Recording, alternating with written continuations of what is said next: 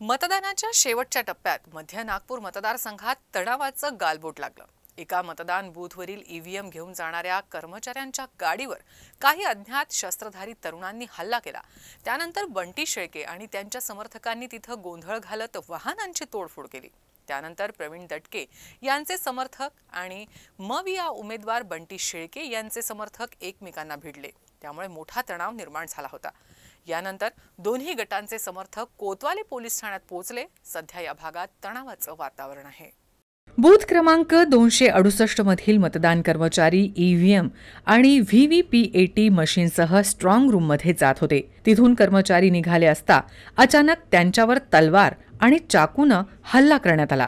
त्यानंतर काँग्रेसचे उमेदवार बंटी शेळके घटनास्थळी दाखल झाले आणि त्यांनी समर्थकांसह गोंधळ घातला आणि शासकीय वाहनाची तोडफोड केली। तसंच ईव्हीएम पळवून नेण्याचा प्रयत्न करण्यात आला। घटनेची माहिती मिळताच पोलीस तात्काळ घटनास्थळी दाखल झाले।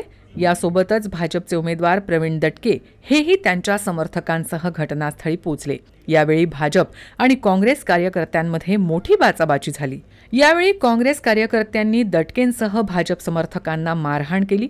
तसंच गर्दीत अज्ञातानं प्रवीण दटके यांच्यावरही हात उगारला। यावेळी गर्दीत कोणीतरी या घटनेचा व्हिडिओ बनवला, जो सध्या सोशल मीडियावर व्हायरल होत आहे। या हल्ल्यात ईव्हीएम घेऊन जाणारा गाडी चालक गंभीर जखमी झालाय।